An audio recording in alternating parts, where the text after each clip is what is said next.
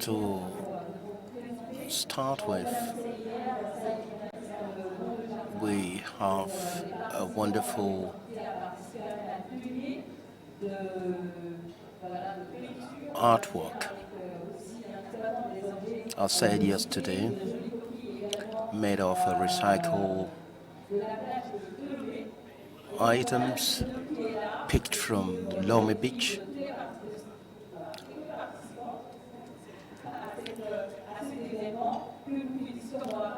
Some participants are those who made this wonderful artwork, made of recycled objects picked from Lome Beach.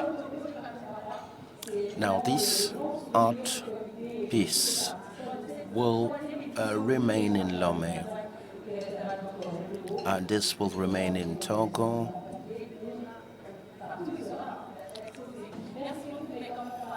We shall be looking at it wherever it will be displayed. This is a wonderful art piece, as I said, amazing.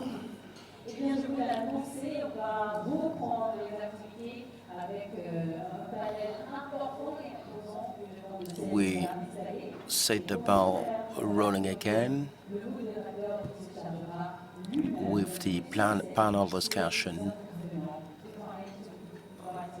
Ladies and gentlemen, now that I have a lot of energy, let's welcome on stage Alexis from Ocean Hub, even as he moderates this investor session. Kindly give it up for him. Investing deeper, a safe space for honest conversation in the African blue economy. That's the topic of your panel, right? Yeah, I'll tell you more about it. Thank you very much. Thank you very much. Hello, everyone. How are we doing? I'm not going to do the Blue Invest voila, but I hope you get a bit of energy from the coffee break. There's a bit of a funky setup. We've changed a few things, and we're going to try something new, right? Blue Invest Africa is not just about investment, it's about innovation. So we're going to innovate a little bit and try a new format. It's not really a panel. And I mean, you have the entrepreneurs here. I'm sure the investors are a bit scared. It's like, what sauce are we going to be eaten with? So we'll see. I'm going to call everyone on stage, all of the investors one by one, and I'll give you a bit more context as to how we're going to work this out. So please put your hands together to welcome Lina from Launch Africa. We know only her now. Madeleine from UNDP. Laure from WASUP, the West Africa Sustainable Ocean Program. I am going to get you to clap for, there's a lot of clapping going on, guys, a lot of clapping. Funyinge from FAO, that we also saw earlier on the panel. She comes from Ivory Coast. We have Cape Verde, Addis Ababa, another one from Ivory Coast, Lina. Mubarak from the BOAD, there you go, a local from Togo. Anton from MTI Investment, who flew in from Mombasa in Kenya. Put it together for Anton. There's going to be, guys, I need some energy. Noah from the World Bank, based in Togo. Noah, where are you? You there? Please give it up for him. A little workout. Yeah, I see the entrepreneurs. He wants money from the World Bank. He clapped a lot, Noah. Andre from Indico Capital, who flew in from Portugal. There you go, here you go, buddy. You saw him earlier. And Jesus from the European Investment Bank, who works from Togo as well. Put it together. He's going back to put his bag together for Jesus. All right. I'm going to stand a little bit there so you can see the people. So the whole idea here, you can see they're having their own conversation. That's what we want. We want them. On veut que les deux côtés des investisseurs puissent avoir leur propre conversation. Now we want the investors to have their own engagement. Just turn my back to you guys. Je vais vous tourner le dos peut-être à un moment, on verra. Il n'y a pas de présentation, il n'y a pas de speech ou de PowerPoint. L'idée, c'est d'avoir une conversation directe, an easy and candid conversation amongst the investors to discuss what they like about what they do in investing into the blue economy in Africa, what frustrates them when they invest in the blue economy or try to invest in the blue economy in Africa. This candid conversation, I'll try to moderate, but hopefully they'll pick it up on their own, right? When they take the floor, please give us a one-liner about what you do, and then try to answer the question or bounce on each other's comments. After a while, only when I feel a bit of tension coming from that side, I'll try to hand back to you guys. So all the pictures are sitting here. And I'll come back to you and I'm going to ask you if you agree, if it resonates with you, or if you share the same frustrations or not. Right? We're going to play this game together, between you reacting and those guys having a candid conversation. Right, there's a mic that's, okay, you have a mic here, you have a mic there. All right, happy days. I'm going to open it up. You need to raise your hands, and you can't speak until I give you the permission to speak. I'm the teacher. I want to hear from whoever wants to start first. Again, give us a one-liner if it's the first time you speak up, about your frustrations when you try to invest into the blue economy in Africa. Who wants to go first? Since I have the mic, I could go first, Easy maybe. one. So, Anton at MTI Investment, we manage two portfolios, one growth stage portfolio and a more mature stage investment portfolio. We are based in East Africa now, but we have a Pan-African mandate. And we are a general investor. We invest anything from financial inclusion to agriculture, but also in aquaculture and blue economy.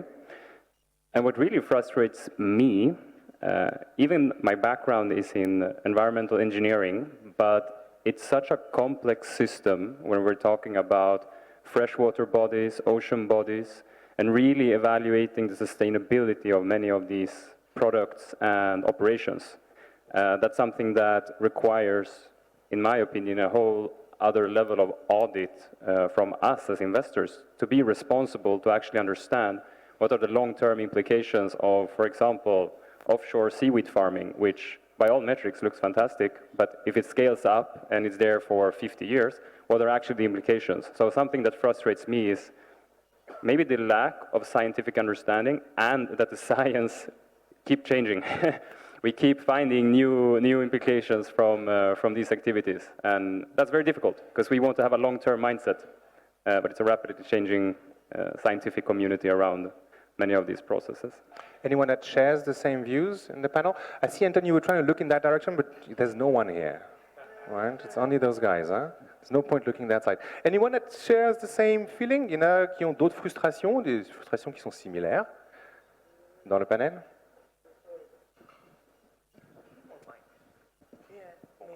Can we have more mics, please?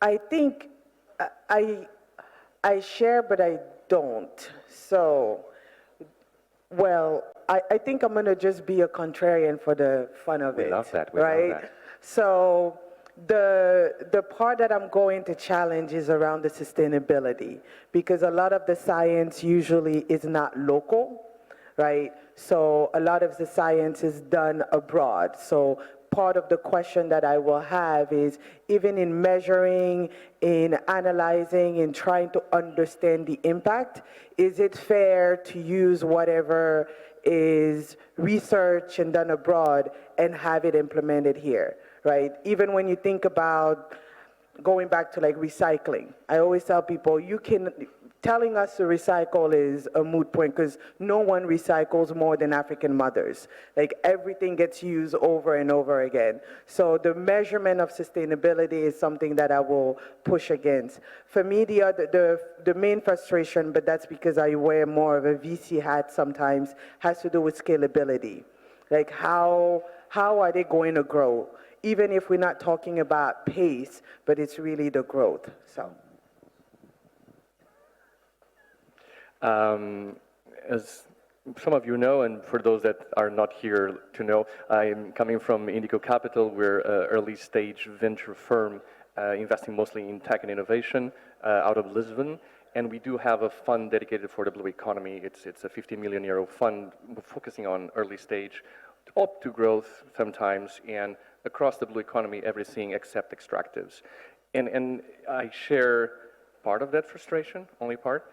In two dimensions. One of them is how the first one has to do with the diversity of topics. there's a lot of diversity on the blue economy when we talk about it, right? And if you go about seaweed, I could talk about alternative protein, biopolymers, all sorts of different verticals that require specificity. And that specificity is also a reason of fragmentation, calling from different partners. So it is complex for a generalist investor to come into the blue economy. And what I believe makes a blue economy investor is the one that understands overall the complexities and risks of engaging on maritime, ocean, coastal investment. And this is where the idea of I know what it is to invest in ocean, which is something very specific, risky, lengthy, demanding, even more than the rest of the VCs. So that's one of the aspects that then asks for more co-investing and more partnership. The other part has to do with, and this is a more, I would say, conceptual issue, is if the mindset that we are applying for ocean, and we treated the blue economy as something that's new, but we've been fishing for millennia, and if the mindset is an extractive one that is still built in the same paradigms as before, or are we actually trying to adopt different practices of more regeneration, more inclusivity, and a more overall understanding of what is the complexity of the ecosystem. So I think that's then leads to a question is, does it scale? And this is where I leave it. Merci, André Moubarak. Thank you very much. Je suis Moubarak Moukaï. I'm Mubarak Mokaila from BOD. We cover 8 countries in the sub-region, dealing with issues of sustainability, but I believe we are going too far in this discussion. Now, what is a blue economy? What do we refer to as blue economy? The most basic definition. We need to answer that question. I believe financing stakeholders, the banks, local banks, commercial banks, or microfinance institutions today really understand what we refer to as blue economy. That is the real question. Now, the issue of money liquidity is not a fundamental obstacle. There are a sizable amount of money out there. We donors, the banks that fund, we don't have the necessary capacity to answer these questions. Now, as we speak, what are the institutions, structures in place responsible for training those who are bringing money? Mobile telephony today, for instance, we know all the elements. When dealing with financing of mobile telephony, when an operator needs money, everybody rush to him because we understand the nitty-gritties of mobile telephony. Now, blue economy financing, do we have a clue? Taxonomy, etc. We really need to answer those questions first, as far as I'm concerned, before going in depth. Yeah, we'll jump in this. Go. I like my this job point is in the easiest. discussion because I really agree with what I just heard. I'm Laure Brumin, WASUP Program Director, West Africa Sustainable Ocean Program. We are working in West Africa to support sustainable blue economy, and this from Mauritania to Nigeria. So for the 13 coastal countries, including Togo.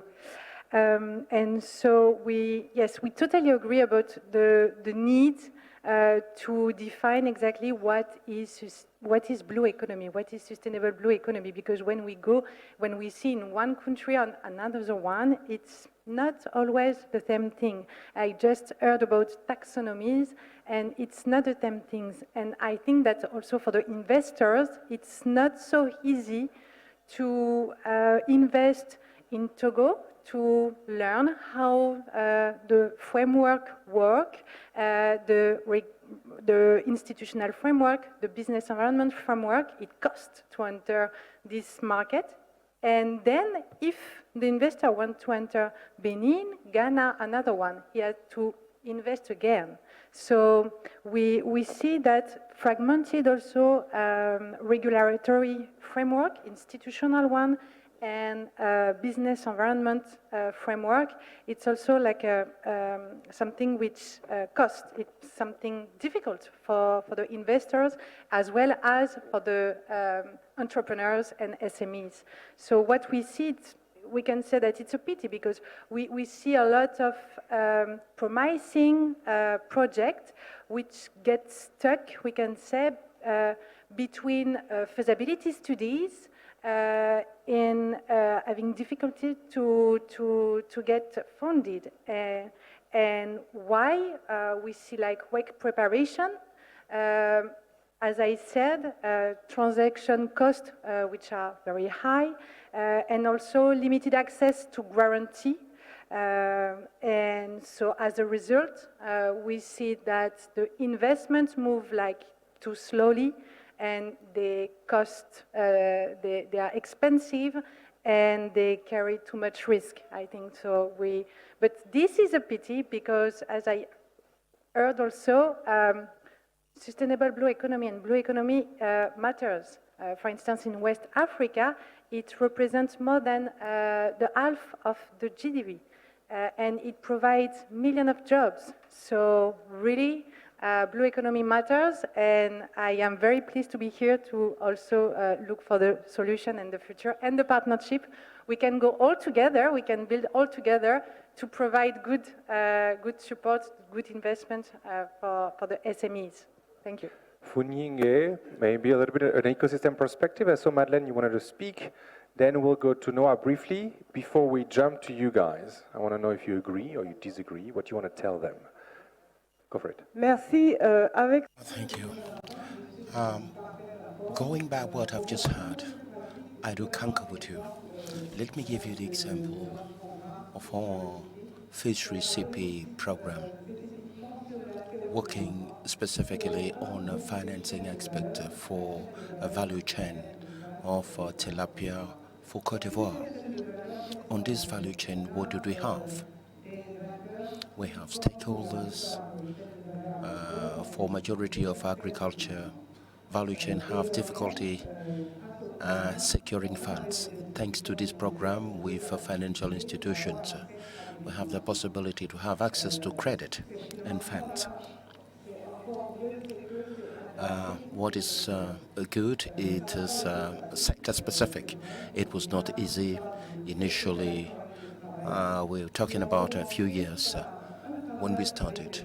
We started working with the financial microfinance institutions, dealing with training, technical monitoring, making it possible for them to understand the value chain and propose adapted products. In the end, we organized a finance forum specifically on aquaculture, involving institutions, value chain stakeholders. And during that forum, products were presented, and that was the very first time in history in Cote d'Ivoire. Now we do have products that are specific. Could it be finger links, or you have the possibility with these microfinance institutions to have access to credit? A more holistic way. In terms of possibility, if you want to finance a value chain, look at the opportunities for West Africa. For Africa, it exists. Looking around in terms of demographic growth, as well as consumption of fish, we're talking of 500,000 tons of fish consumed for a 2.6 growth population. And all has to do with fisheries. There is a real opportunity, and so investors are interested in this. Now, there are three other elements that are key we're dealing with. That is the governance framework, policy, priority attached to the value chain specifically. It was decreed as national priority. Investments are made, makes it possible to have infrastructure to move the products. And this can also assist in allowing investors to show interest. Now, the other issue, those who provide financing, as you said, they have quite limited knowledge of this value chain.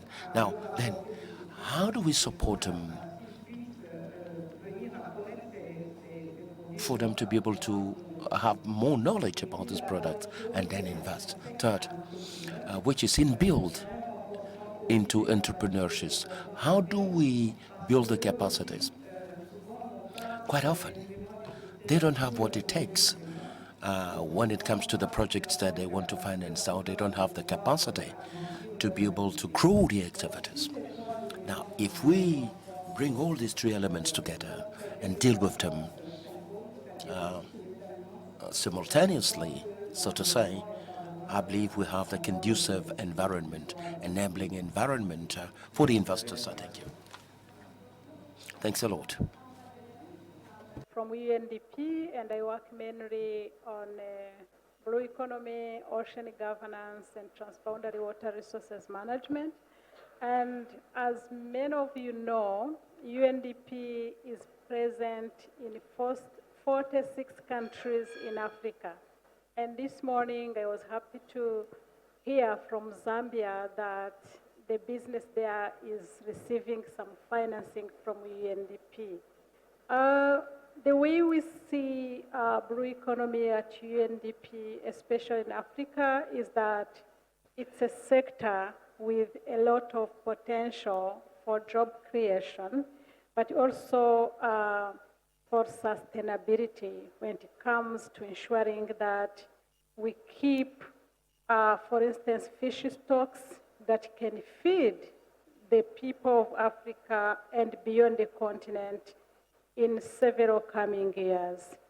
And what I want to say here, especially to young people in the room, is that we should be motivated by the fact that from continental to regional, international level, there are frameworks that are really encouraging businesses to put more efforts in investing in the blue economy.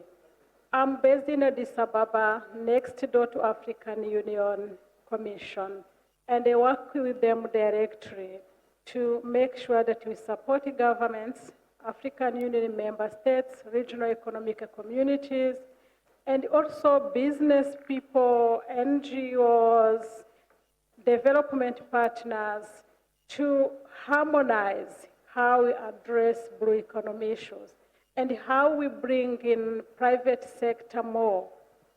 Some of you may have attended the Africa Blue Economy Week that was organized last month in Addis Ababa. We invited private sector actors to join. We really heard from them where they're having issues. And we are here to support and not to go into many details. I agree with colleagues here that blue economy needs to be understood more. And also we need to make sure that we support governments to create enabling environment for investment. And again, startups need more incubation ideas, they need more financing, they need more capacity, not only in terms of increasing or scaling their businesses, but also how they develop viable businesses that will attract external investment. Thank you. Merci Madeleine. Préparez-vous les entrepreneurs. Thank you very much, Madeleine. Please, entrepreneurs, get prepared. I think that all those who have already spoken have spoken a bit or expressed my opinion that I have on the subject. I am Wilson Bahon, specialist from World Bank, and I'm working especially on autobus project, which is worker project, covering almost the coastal countries in West Africa. Coming back to your question, Mr. Alexis, I may say What is hindering me to sleep in the night? What hinders me to speak to sleep in the night is how to align investment in the sector of blue economy to job opportunities. That is, at the end of the day, we should be able to know, we should know that all our investments have contributed to the creation of an added value, because if you consider half of the population of Africa, you have about the year of 20 and above, and there's need to invest in that area. That's the future of Africa that should be taken into account, bearing in mind that there's need to invest in blue economy. And when I will find that formula, then I can easily sleep. We are therefore here to work so that this formula could be found. The creation of employment of job opportunity is spoken of, how to limit fragmentation between countries, way of mobilizing resources at country level. Though we know that BOAD is saying that they have a lot of money, we are happy and we are ready to get such a money. There's need to massively invest in that sector, and we cannot do good things or make investment in the 20th century without knowledge. And I think that all of us, being partners here, we are founding the issue of knowledge. So I don't want to have the monopoly of the world, but I think that we'll come back to that later on. Those are a few words I want to say. Just please allow me to go in the same way with my colleague from BOD, Jesus Amor from Cote d'Ivoire. We are covering West and Central Africa. At our level, blue economy is part of all that we refer to as agroeconomy, that's agriculture, livestock, and fishery. Things are a bit difficult in Africa, and we know that with blue economy, we've tried to launch a COP initiative, and that also we found it difficult to cope with the countries. But the simplest solutions that we found was to put in credit line with the banks, a bank in Mauritania for West Africa, and another one in Tanzania that is trying to grant amount to SMEs, an amount of about 12.5 million euro. We have people that are there with us. We have our stakeholders assisting for technical assistance so as to comply with the different methods like for SMEs, SMSEs, so that we can be happy with our client and customers. Well, I would like to know whether you have the same impressions. We are waiting for training. Do we need more training? Are they the one that need trainings, or you are the one? We need more investments for our projects. Do you think that we have a big project to be funded from them? The taxonomy, on faisant une définition commune, quand vous parlez. When we talk of taxonomy, that's need to talk of people about what you are doing. That's what is the understanding about the blue economy. Anyone to have to take the floor? The floor is open. Feel free to take the floor. Good morning to you all. Mohamed Ines, director of my company, and I can see that you focus more on West Africa, but yeah, what forgetting Northern Africa. We have Tunisia, Algeria, and so on. What do you think about the Northern Africa? So, those countries are different from what is going on in West Africa. But for the investors, they spoke in a general. Any other intervention? Investors for such a wonderful discussion. But what I would encourage you is collaboration between yourselves. Because I'll tell you that if World Bank comes to me and wants to fund me, they'll ask if I'm trained. But I'll tell them that I've been trained under UNDP. But if they had partnered with UNDP, then UNDP has got a platform of trained innovators and organizations in blue economy and other areas. So if you are able to collaborate within yourselves, you have organizations that are training innovators and organizations. So you don't need to go straight and look for them, but you need to find out from your fellow organizations, the investors that have trained young people and are leading the way. So if you have collaboration, it will be easy for you to come and fund the organizations and companies that have got impact. So that's the homework for you. Thank you. Merci. Ama, vous vouliez intervenir? Après, je passe de votre côté. Oui. Oui, je me... You want to come in? You have the floor. My name is Dr. Ahama, and I'm a bit frustrated because, especially about the creation of job opportunity. During my project of aquaponic in Togo, I spent a lot of time to explain what the terminology means. There was need for me to make my public or my audience know about it. With also culture is a job creation opportunity when we talk of the manufacturing of issues. And for instance, in producing the fiber of cocoa, we have it already in Cote d'Ivoire, so there was need to even get a fiber from coconut. So this offers job opportunity to people when we think of what can be done with clay, and you know, for instance, how to train our sisters on how to get those issues that could be found in China and other place, and we discovered that this culture does not comply when we talk of clay ball or clay build. So we can work together. And I understand there are worries when we talk of scientific issues, when those who are in the process, they say that they have a problem. So they may have an idea if you are, for instance, you are the University of Lome, for instance, you have different views in mind, and you will not allow the whole world to know about that. The scientific world is separated from the craft world.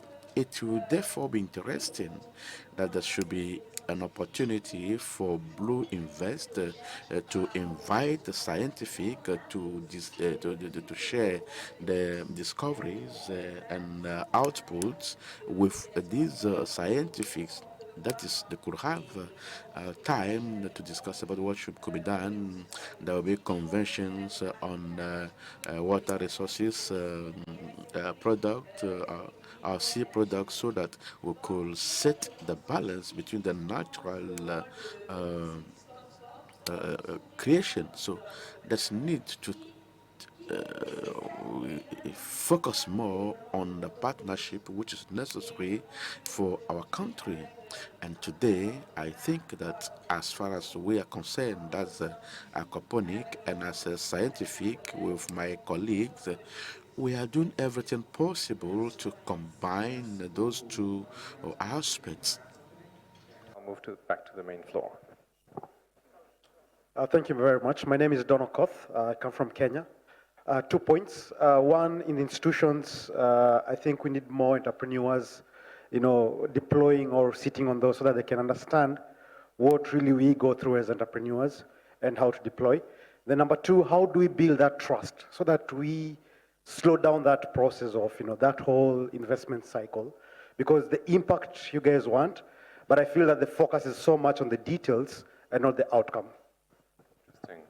All right, thank you very much. I'm going back to the main circle, to the inner circle, the private circle, the wealthy circle. All right, what do you think? I mean, sorry, I'm moving too much. We've heard it's actually you guys that need to get trained. They're getting enough training as is, right? They have Blue Invest that supports them. We've heard you guys need to do more partnerships, right? You need to work together, you need to collaborate. There's a time issue as well. There's a trust building issue, which takes time. Is it okay to take a deep tech approach to blue economy, right? Where you start working from the university up, it takes a lot of time, but it brings that trust and that perspective, that training, that partnership. Anyone wants to react? I'll go. The private investors jump on it. Go for it, Lina. I'm going to try to address it, the different points in as short as possible. Je vais effectivement adresser déjà le point. Joyce has already laid emphasis on the issue regarding Northern Africa, that Tunisia and Algeria. But we're talking of Sub-Saharan Africa. But the challenge at this level is that, honestly and truly speaking, the Northern Africa is tempted to turn to a GCC.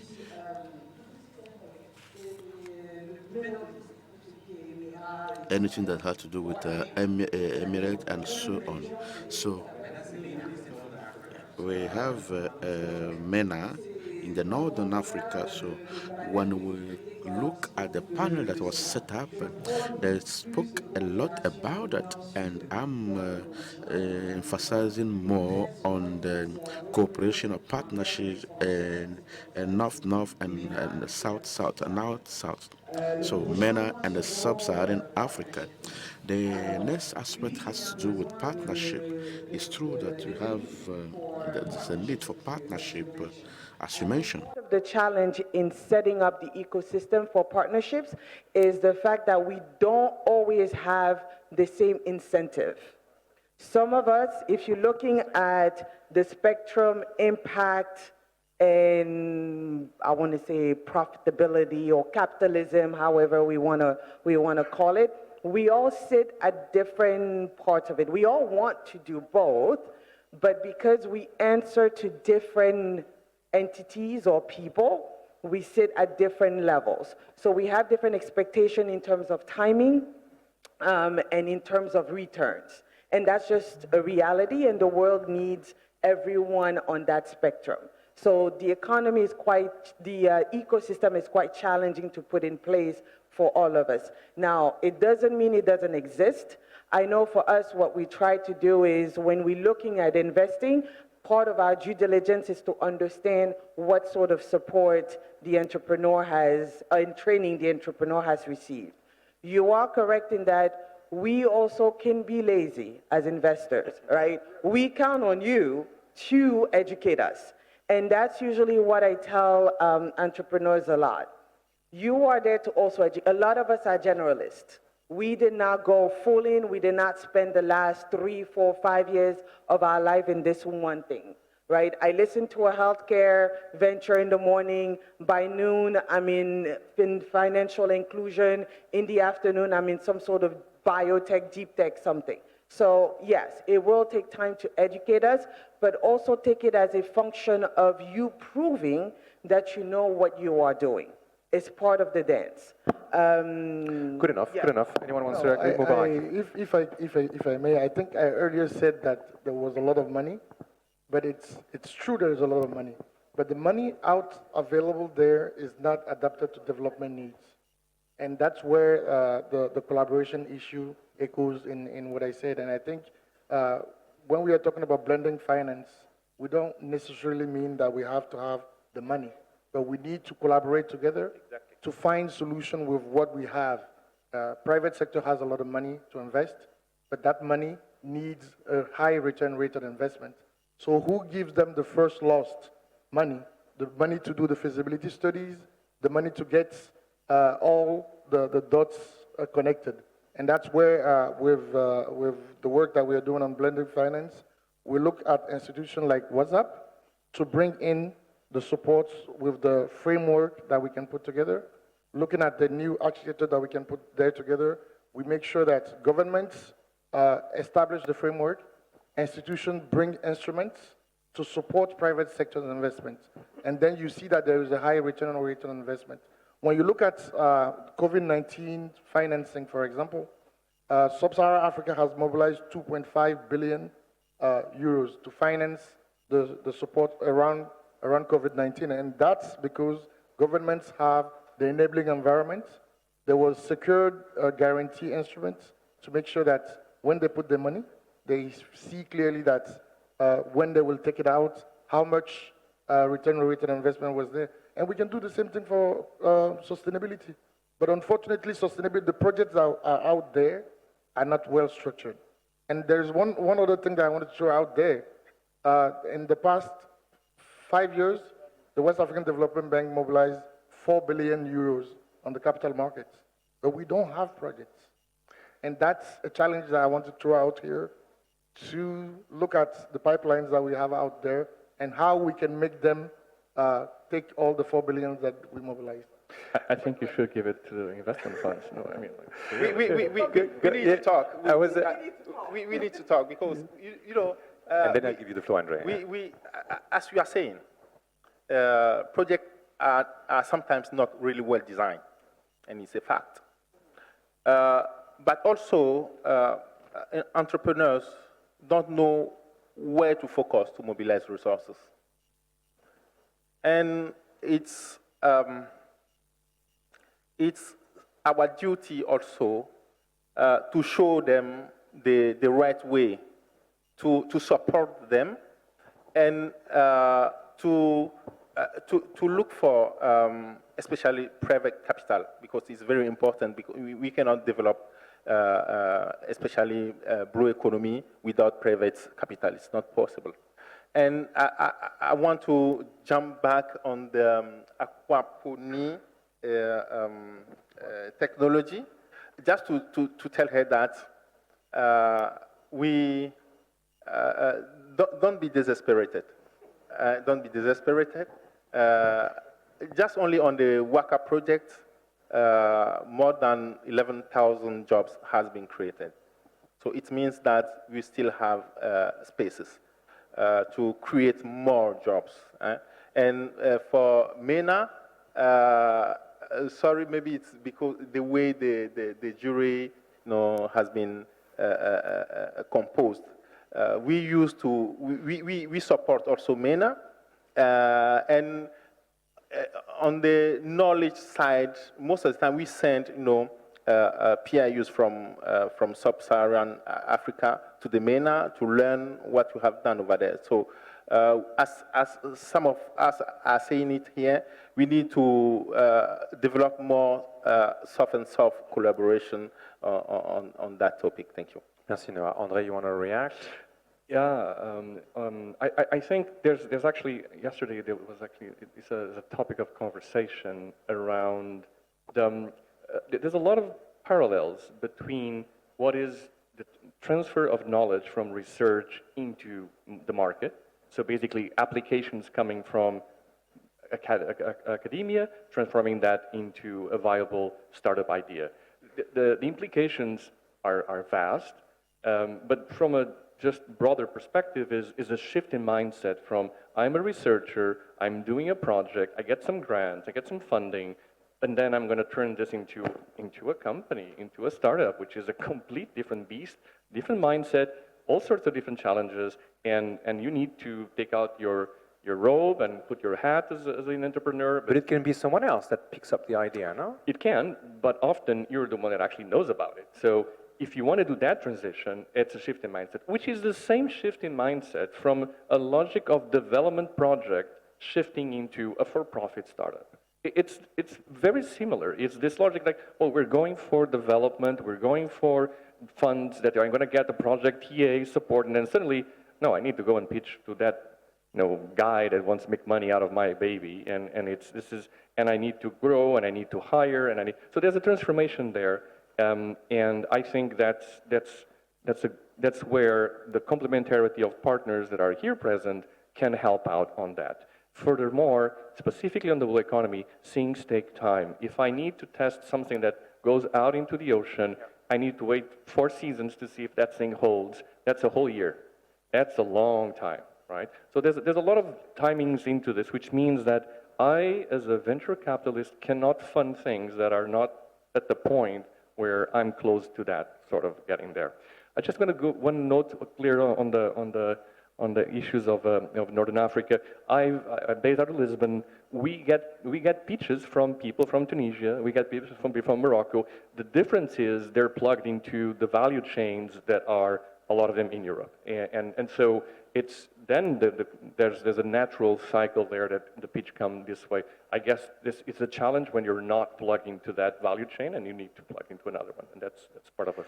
Anton, before you jump in, I want to bounce on what was said now. So we talk about market rate. You talk about market rate. You talk about it takes long. It takes a year before you get your results on what you invest in. So you're asking the entrepreneurs to increase the potential rate of returns, the speed at which you get your money back and more. Is it to them to adapt or to you guys? I think it's for us. Yeah, I think so too. I don't know. I think that question is important, and usually institutions, financial institutions, we sit in our offices, comfortable. We design products without actually speaking to the people that need the products, because we believe that they want money, but it's not always just money that they want. Sometimes it's to bring a concrete solution to the ground. And then we design those products, we design those with all the eligibility criteria and all that, without looking at if it fits what the local people need. And that's where we need to bring the conversation as well. We need to make sure that we speak to the local communities, we adapt our products to the needs of the local communities, and then it actually creates impact on the ground. And I believe that's where we need to also make sure that we understand and listen to what they want. Thanks. I want to go back quickly to the pitchers who are filming. Hello. Prepare one question. I'm going to pick at random 5 of you, trying to put some gender balance in the process. One question that you're going to ask the investors, and you can pick, give me a second, just you can pick the question that you want to answer to as we wrap up the panel. Yeah, right? yeah. Alexis, maybe one thing to complement on what Go for it. said. Okay, donc pour les banques. For the bank, the commercial bank we are working with, we normally define some clauses or provisions for the credit that are granted to the SMEs for them not to be of short time, maybe 1 or 2 years, and some compared to what have been done initially for 2 months or 3 months. So the provisions or the clauses has to do with things that agreement that was signed to avoid its shortness. Thank you. The first one from the pitchers. If you don't have, I have a question that I want to ask them, but I'm giving you an opportunity to do one last interaction with them. You want to say something? Go for it. All right. Good morning, everyone. So my question from listening to the conversations is, so I know the returns on your investment is very important.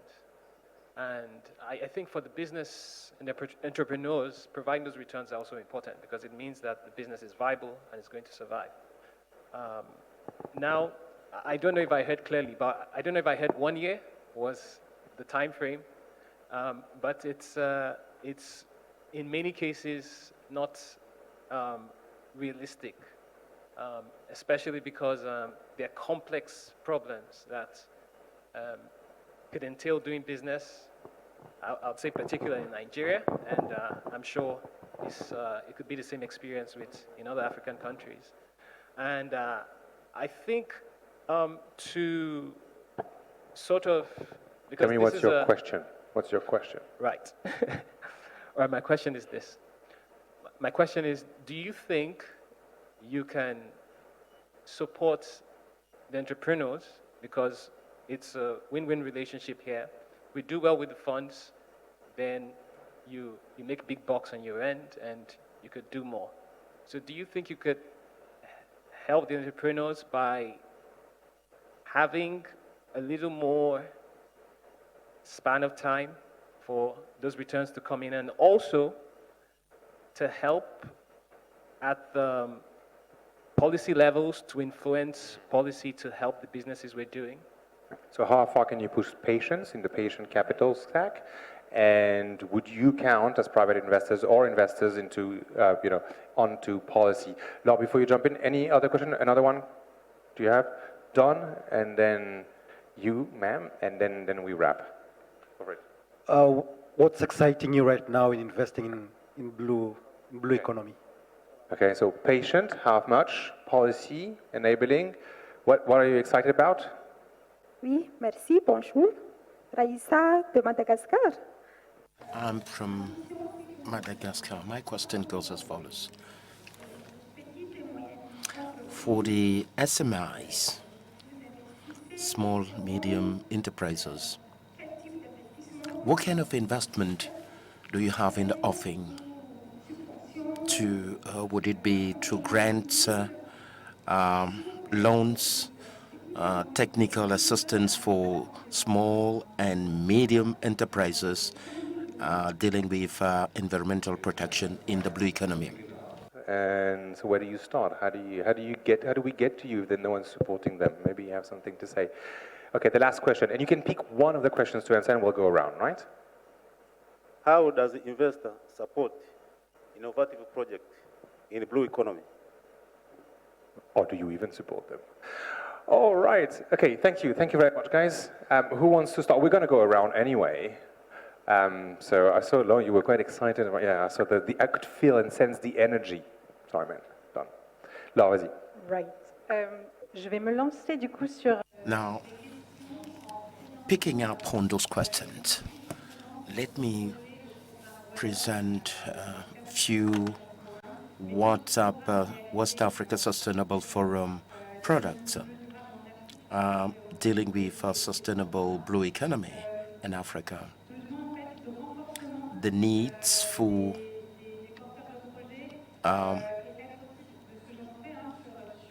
strengthening stakeholders and prepare returns on investment that are more consistent in terms of capacity for them to be able to fulfill the criteria of their finances. This is a call for projects, 10 million euro projects to support project proponents, build the capacities, the economic models to be strengthened and facilitate those project proponents and ensure that the projects are bankable for them to have access to credit from investors in order to have a return on investment that are required.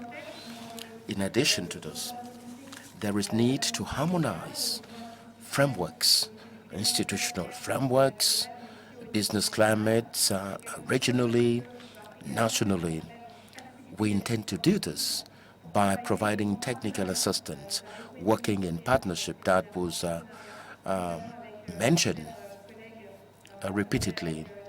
We will be working with the West African Development Bank as well as EBIT, work with ECOWAS on financial and institutional framework which is harmonized within the West African sub-region and also at country level to have a framework that resonates with everybody and that makes it possible to have a good business climate to attract investors.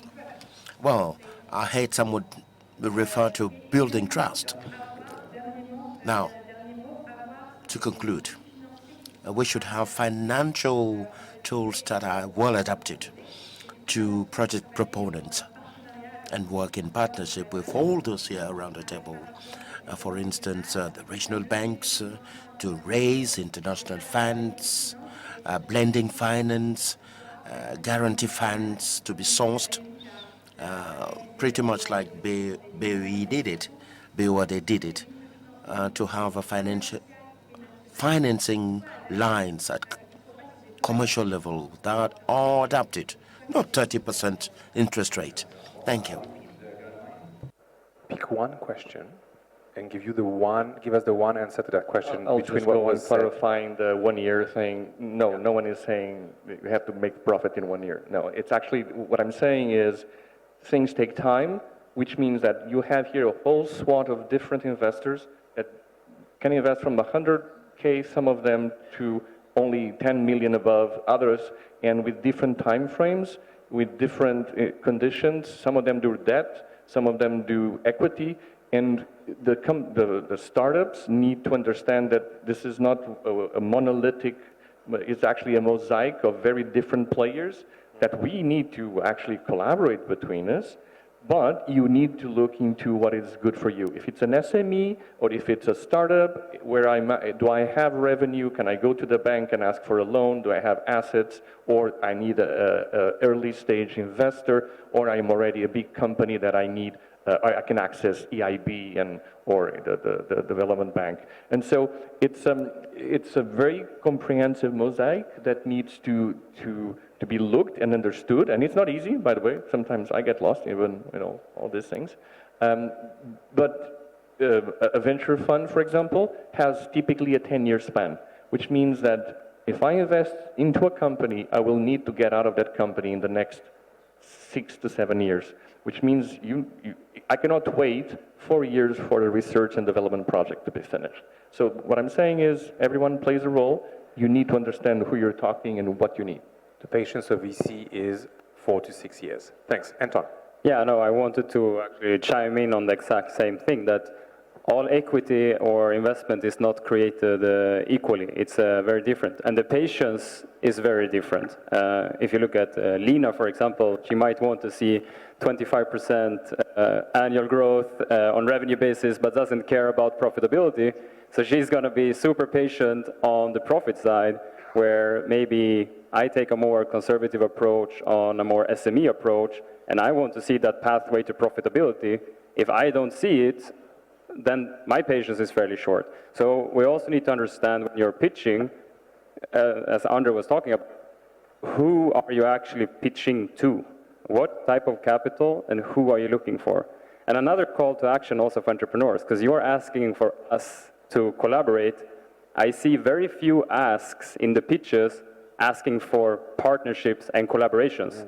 There's a lot of asks for investments, but we also see that collaboration is one of the things that we're all talking about. So I was also asked from the entrepreneurs to look out for collaborations and see what are the gaps in my business, in my knowledge, where do I need complementary information.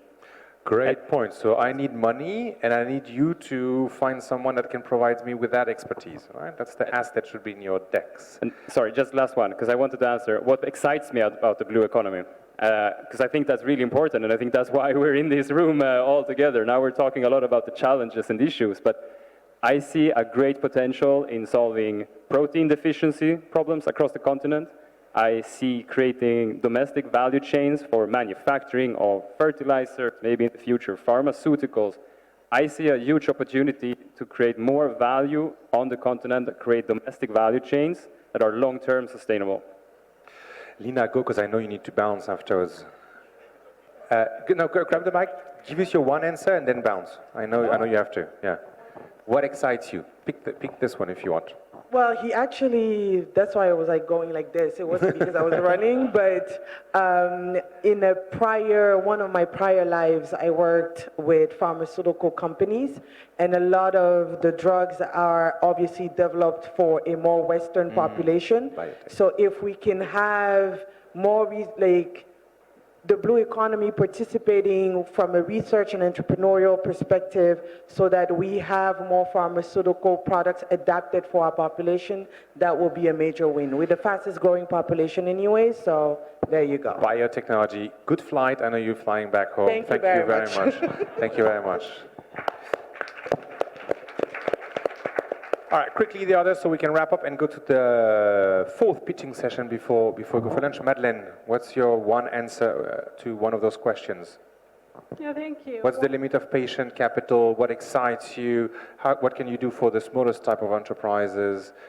And I forgot the last question. Yeah, I did appreciate the questions from entrepreneurs here, mainly asking us how we can collaborate more, how we can join our forces to support them. And as some of my colleagues here said, we all have what we can offer. And when it goes to entrepreneurs, we tell them our eligibility criteria are A, B, C, D. And sometimes it is a puzzle to them because they may want the money, as we are saying, but they don't have the capacity to develop a bankable project. And they will struggle themselves to find who can support me to do A, B, C, D. I think it's a homework for them, but also for us as partners to Africa Blue Economy to see how we can maybe strengthen collaboration between different partners, either of African countries, African Union or European Union to solve. And what excites me really more is to see the energy and the willingness of young people in Africa to drive the positive change. Cheers. Cheers to that, Madeleine. One question, pick one question, right? So, can you pass on the mic to your neighbor? You've answered two questions. You've had your time. We need a bounce. We need to move forward. Can you hand over your mic? Do the same. Jesus, you know what's the one question you want to answer to? Go for it. Funinge, get ready. You're next. Okay, thank you very much. Okay, pour la BI. Now, for EIB, the European Union Bank, I will deal with the political issue.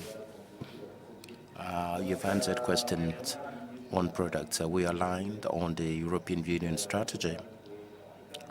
Here in Global Gateway Africa, there is a policy dialogue with each of the countries to identify priorities of these countries aligned with the European Union priorities. Now, having EIB financing intermediary or direct, it has to go through the European Union. You take advantage of that. Okay. Noah. Pour ma part, as far as I'm concerned, in order to mobilize funds, we do things differently. The bank, it's 5 institutions, IDA, MIGA, IFC. Majority to mobilize resources from investors and scale up. You have to discuss with IFC, but with IFC, it's a whole lot of resources that you need to have initially before going in depth. When it comes to IDA, with which I work, we do specifically collaborate with governments through CPF. Governments identify priority sectors. These priority sectors will provide guidance to our investment. Therefore, it is difficult to bypass the government and then reach out to IDA and source fund. It has to go through projects that we contribute in financing with the government. Now,